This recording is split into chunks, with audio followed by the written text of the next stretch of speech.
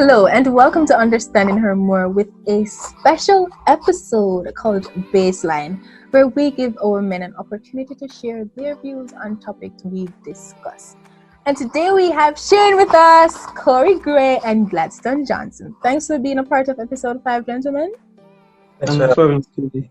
Awesome. So, as mentioned earlier, our guests will be sharing on topics we've discussed. So, without any further delay, we are going right into it because I'm sure our ladies are excited, especially me. Me want to hear what Uno have to say about what we talk about. All right. Yeah. All right. So, starting with Gladstone, what are your views on compatibility? How do you know if your partner is the one? All right. Compatibility for me, it's self-explanatory, really. If I meet someone and her goals align with mine, her desires for achievement align with mine, then off the bat, I understand that we are compatible in some sense. Mm-hmm. But if further by spending time with her and getting to know her more, I realize that our common interests are the same thing. She enjoys the things I do, I enjoy the things she does, then it says to me that we are compatible. If it is that she has to be straining herself now to fit into my schedule or to like the things I like, if she doesn't enjoy physical activity, sports, stuff like that, and if it becomes a burden for her, then if you want me to say that, because then she doesn't like what I like, and so it becomes a sacrificial thing for her to spend time doing the things I like, and then it's the same thing for me. So that for me, not going against your grain, if you get what I mean. That for me is compatibility. Okay, nice. But before I add my 2 cents to it, Corey, what are your views on compatibility? How do you know if your partner is the one? All right, it's pretty straightforward, as Gladstone had mentioned before. It's basically oneness, and if you don't feel, if you're with someone, especially for a period of time, and then you don't feel that oneness, that togetherness, then it simply means that something is wrong. You guys are not compatible. You speak of oneness. So what does oneness feel like, though? For those who might be What does oneness feel like? Yeah, like how do you know that it's oneness that you're feeling?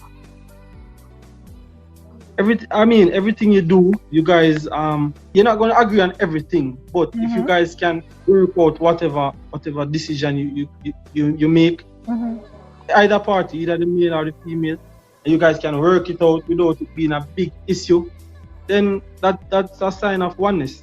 All right. Okay, but my 2 cents with the ladies, the episode that we did this on, the ladies spoke about effort. And that sells it for me.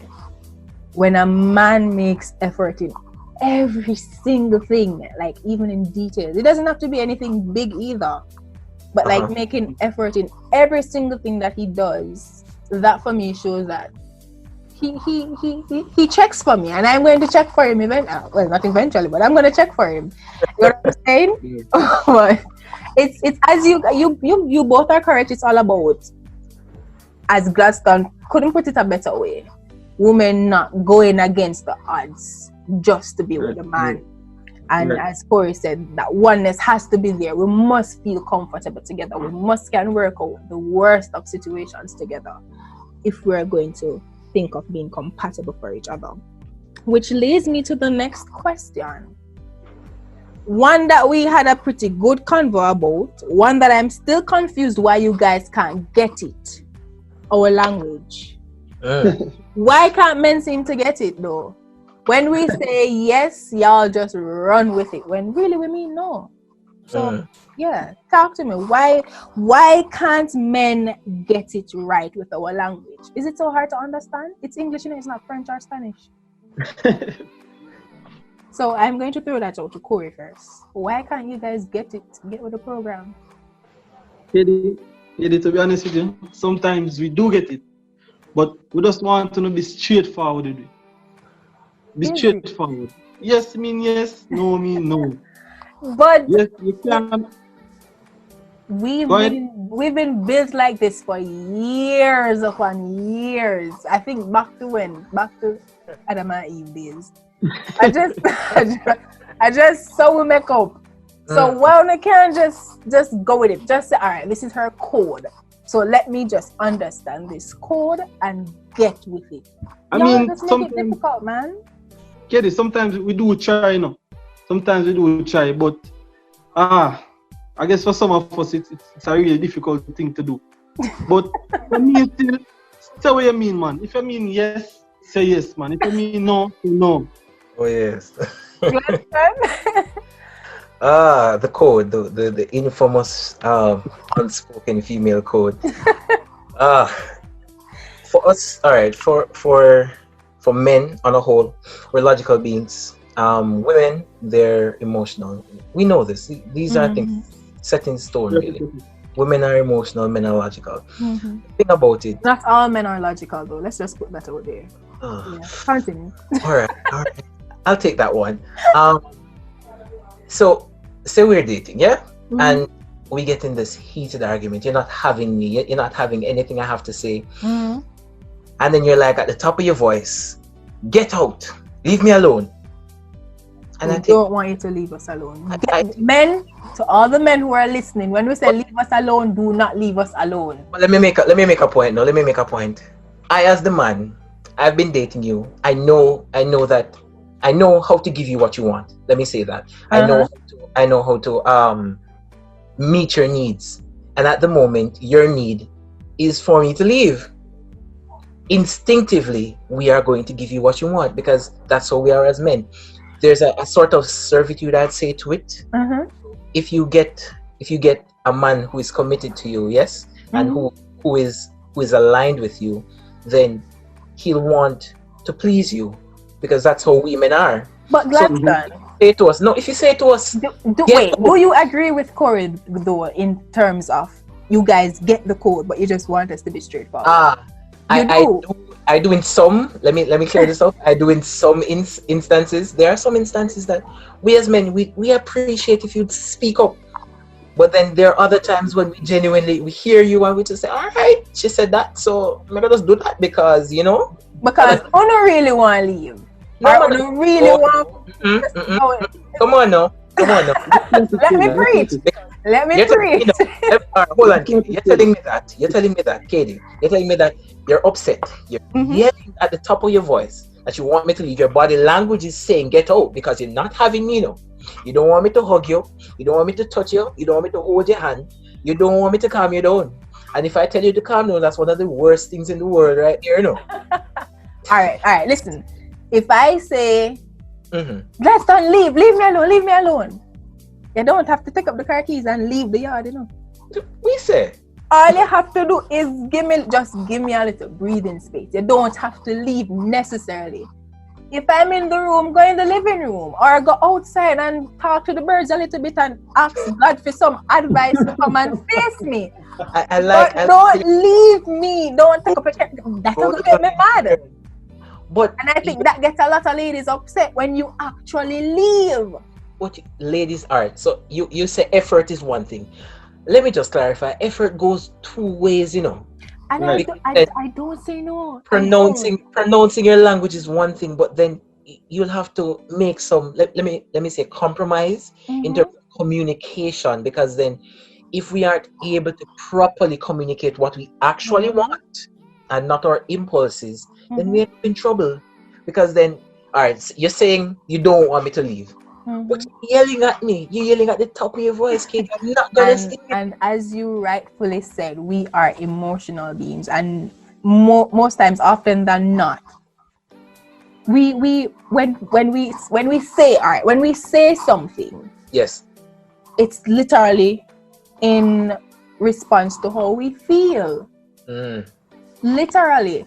In the moment. So if I'm mad, I'm going to sound and look mad, but deep down in my heart, I really wanted to come and hug me and say, babe, I'm sorry. Let's work this out, babe. I really want us to work. You know, I don't expect you to, all right, I'm going to leave. No. But at the end of the day, though, at the end of the day, I am praying for y'all. It's a rough. That's one of the rough traits. Yes, Corey. Kid, you have to understand that not because we are men, we do have emotions as well, and Indeed, sometimes indeed, brother. you yell at us and you say, "Yo, leave me alone, go on, man." And them strike the And shame tree. exactly. Strike the shame tree, man. I go leave. Listen, as I said, I'm praying for y'all because that's one That's a test mountain. of faith. It is, and I agree. I even said it to the ladies the other day. We are complicated in that area, but that's just naturally how we are, though. You ask us, babe, you want fries? We said no. You buy the fries and we name it out. That's just that's just who we are. Just puzzle me. Listen, just get with the program, eh? Just read the codes, get the signs. And you do have a point. We need to communicate better. If we say no, we shouldn't get mad if you guys listen to what we say. But I mean, get with the program. Sometimes you guys can just get with the program. All right, Katie. Speaking on behalf of the men, we shall try. Thank you. Yes. You and Corey and the other men who are listening, guys. And taking notes of program. course. Yes, please. Yes, please. So men, just take your notes and get with the program. All right. Now on to the next topic that we discussed is, do you believe women commit more than men? And I'm throwing this out to Gladstone first. Do women commit more than men? All right. Off the bat, I'd say yes. Why? I'd say that answer lies deep within the roots of our culture. Most of our women are grown to desire stability. They desire family. They desire success. They desire, the kids going around. And from high school days, when we as boys, we get our little girlfriend. The girlfriend, she have the baby names put down, and we're gonna get married, and all the details. She writes down everything. For that. You can't kill us. No, I don't. I really don't. But because of how we've been cultured too, and that's a part of why we tend to lose our young men so early too. And why I'd say women commit more than men too is because a man is taught, or well, some young men are taught, not all, some are taught that being a man means having more than one woman, and being the macho type, the parties and the this and that. But really and truly, when he looks at it, to settle down or to commit, it means having one woman. And so because of that, then a lot of men are afraid to commit because they don't want to lose their masculinity. That is something I think needs to be corrected, because our men need to understand that becoming a man is not having multiple women, but treating one single woman multiple ways, good ways at that. Amen. I say. Corey, your views? Do you believe women commit more than men? For me, it's a 50-50. 50-50. I'm going to pause you right there. That is exactly what one of my guests said. All right. 50-50.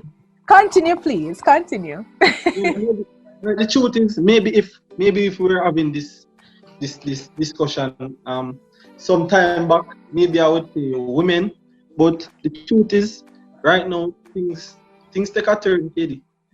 And trust me, the women, the woman them look bad in our pick up the man them. But I mean, the women, they're practically doing what men used to do in every single thing and every single way and so forth. And therefore you gonna realize that you have men out there that they are more committed than women now. And for that reason, I'm going to say 50-50. I mean, when you check it out, just say, you hear me, Katie? Yeah. When you check it out, you have a lot of good men out there. No, as I am speaking, and men that are willing to commit. Here. I think Gladstone mentioned it. The culture that we have. It makes things stay away, and that needs to change. We need to teach our young men, our brothers, the right thing to do, not have multiple women, etc. We need to change that. But for me, Katie, it's 50-50. Right now, as we speak, in this day and age. And I agree with Gladstone in the sense that why women would seem to, even those who commit now, why it is that they'll commit because of our culture. We are raised that way to be structured, organized, and to think of becoming wives. So that is why I think women would commit instead of men. But I do get what you say as well. I do understand. I'm just speaking in terms of for those women nowadays who are actually committing. That would contribute to why they're committing. It's the culture, how we're raised, where it's even the home that you come from. Because for me, I come from a home where my parents are married, and I see that, and I want to get married. You know, they inspire me to become my mom inspires me to become a wife, and my father shapes out or reflects some characteristics that I hope for my husband to have. So that family background inspires young ladies as well to want to look forward to that kind of setting. But I do understand, Corey, as well, that to be honest, yes, this day and age, you really don't. Women, amen, sister. Let's go on.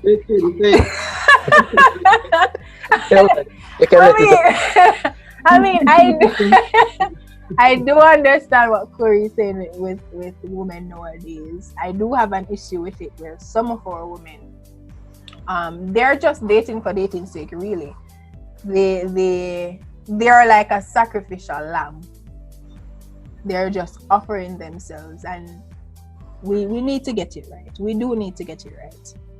Not just for the men, but for the women as well.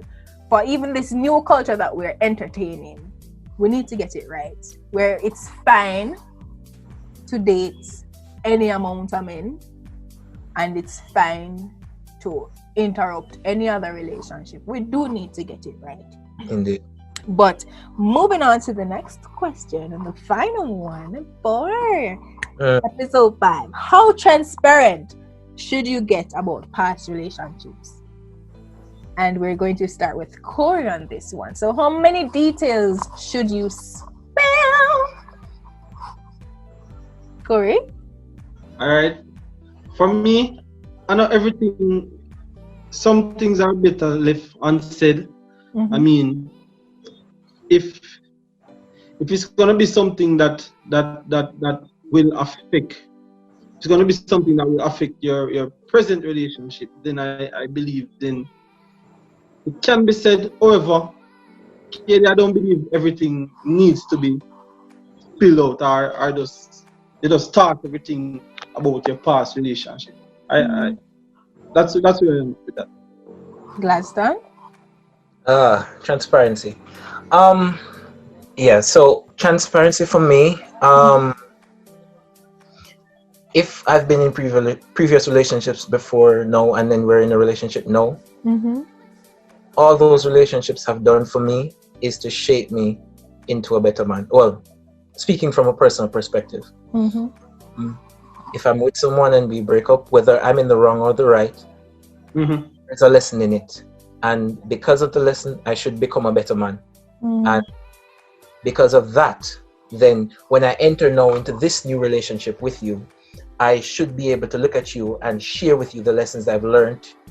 And in some sense, I'd share some of the details. But I wouldn't say I'd want to go into blow by blow descriptions of every single relationship that I've had with you. That for me is uncalled for, because then in some subconscious way, you're going to begin to commit some of these things to memory, and then you're going to begin to run them in your mind, and you're going to begin to have whether doubts or whether questions about, if things are going to be repeated, or you're going to start comparing yourself to previous relationships.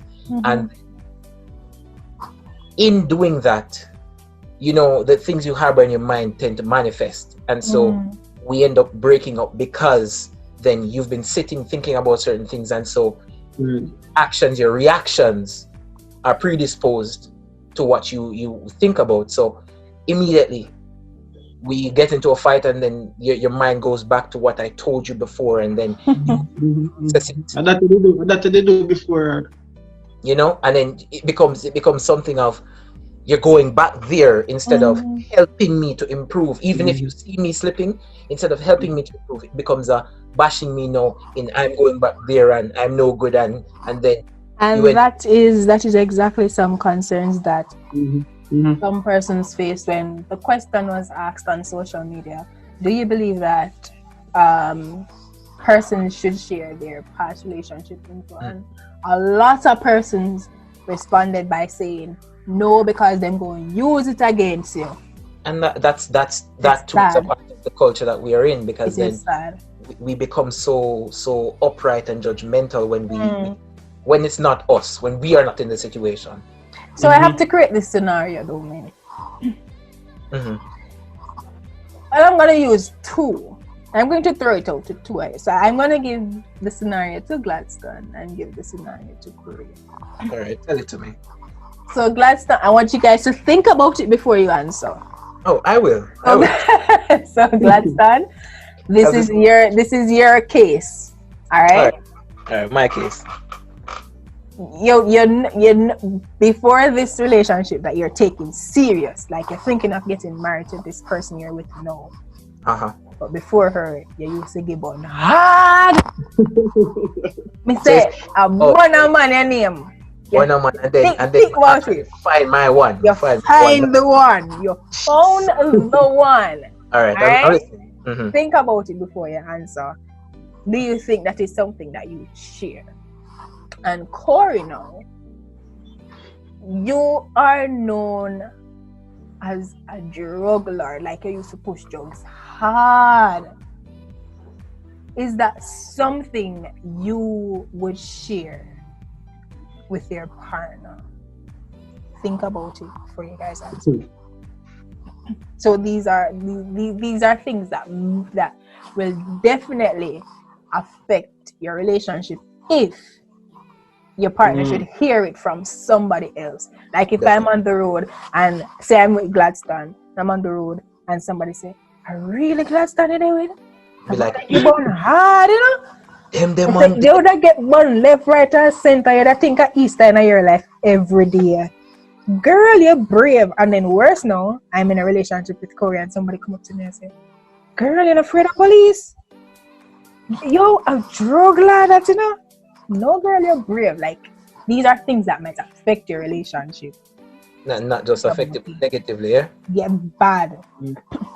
So, Gladstone, what is your answer? All right, being completely upfront. If this is somebody that you're saying to me, I found my one. Yes, this is somebody you want to spend the rest of your life with. Somebody I want to spend the rest of my life with. I'm going to sit down, and she is going to know the person I was. Yes, so I would share how I was, but in doing so, I would share it in a way, truth in all that I did, but acceptance that I was not a good person.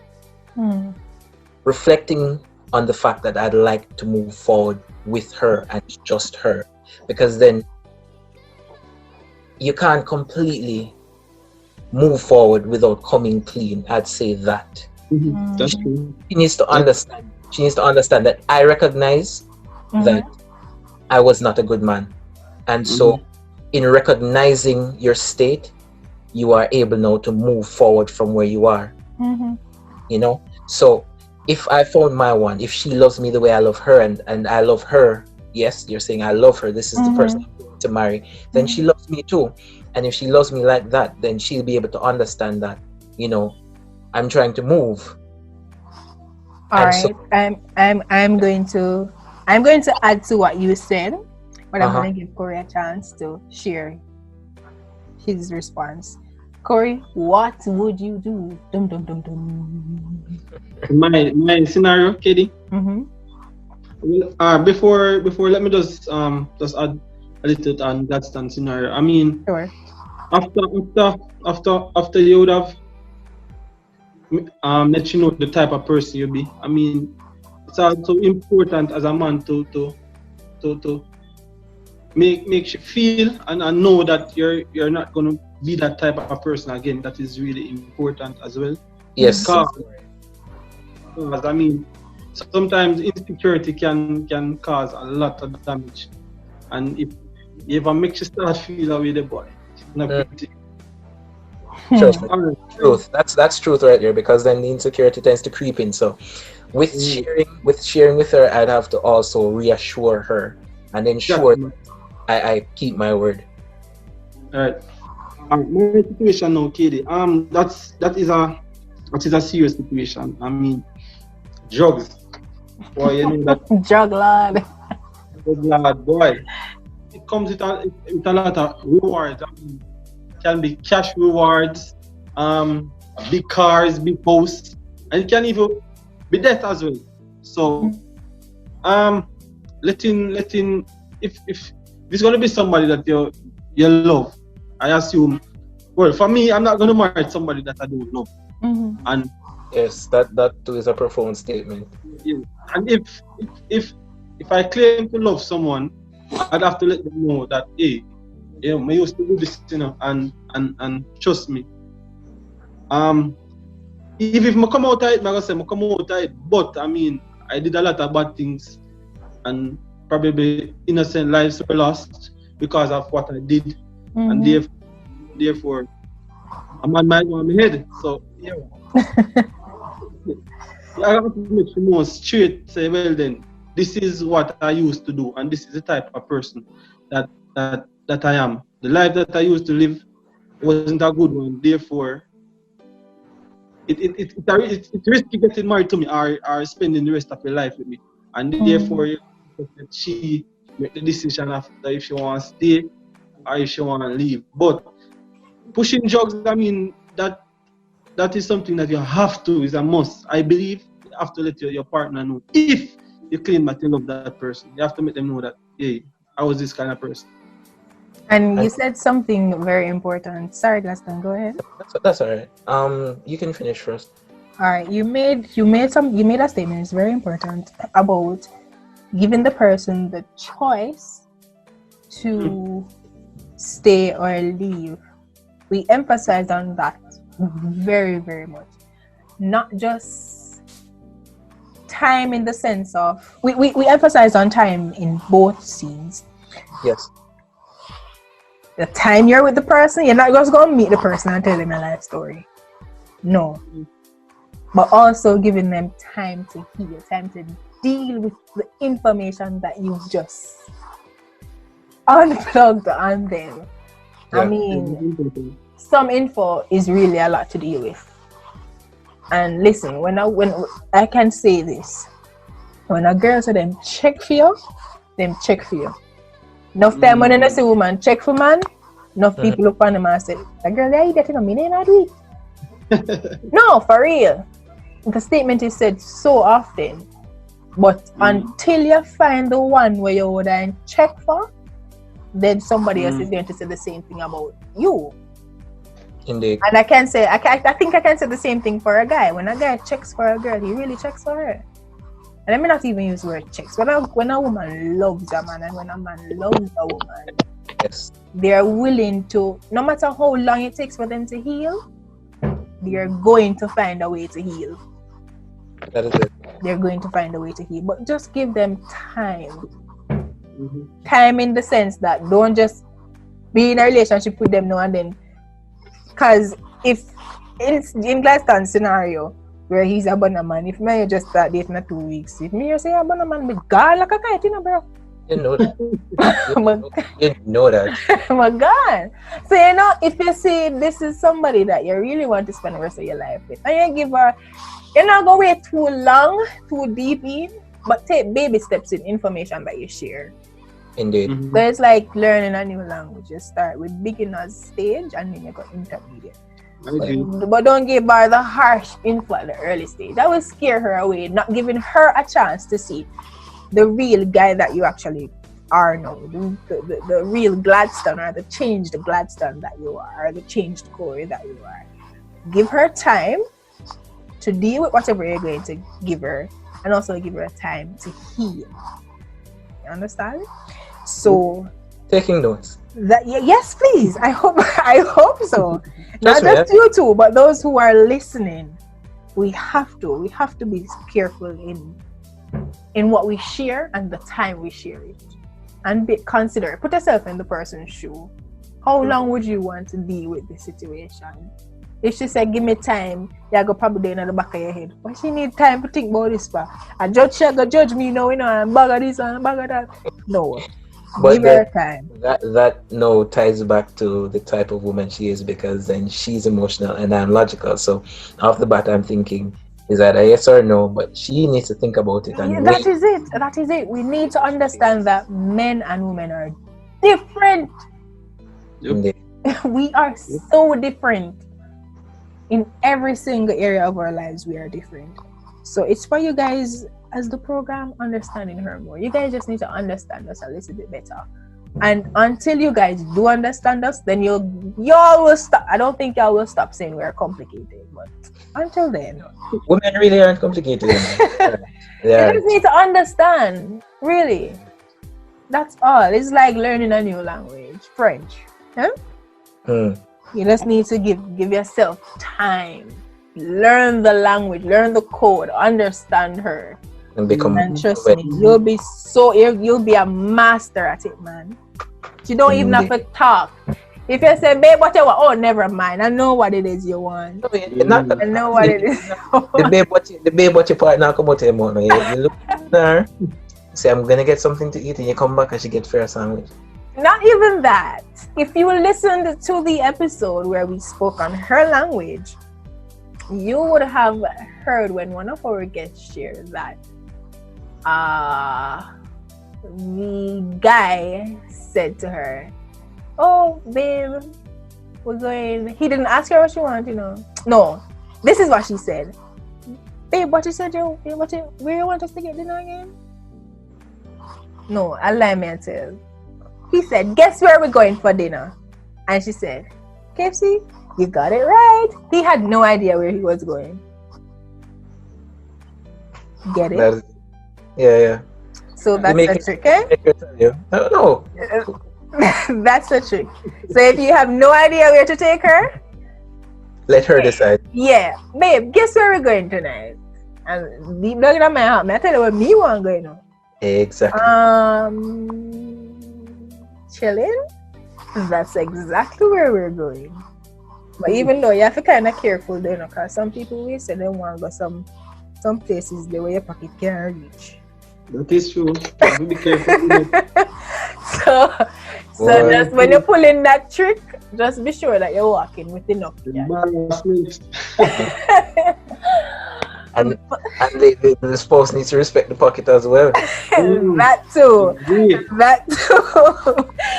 But all right, gentlemen, that was it for today's episode. And for our listeners, we really covered, we got the perspective of the men and some topics that we've discussed, and that was compatibility, her language, women and commitment, and how much information should one share with their partner about their past relationship. And it was pretty good.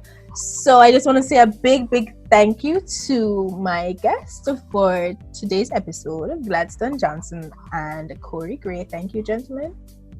Thanks for having us, Katie. No problem. It was my pleasure. Now be sure that you guys, if you haven't subscribed as yet, be sure to click the subscribe button below. Tell a friend to tell a friend to tell a friend about Understanding Her More. And be sure to follow me on my Instagram page at KDK. That's KAYD_K_. Now be sure to tune in for the next episode. But until then, keep safe. I'm your host, KDK.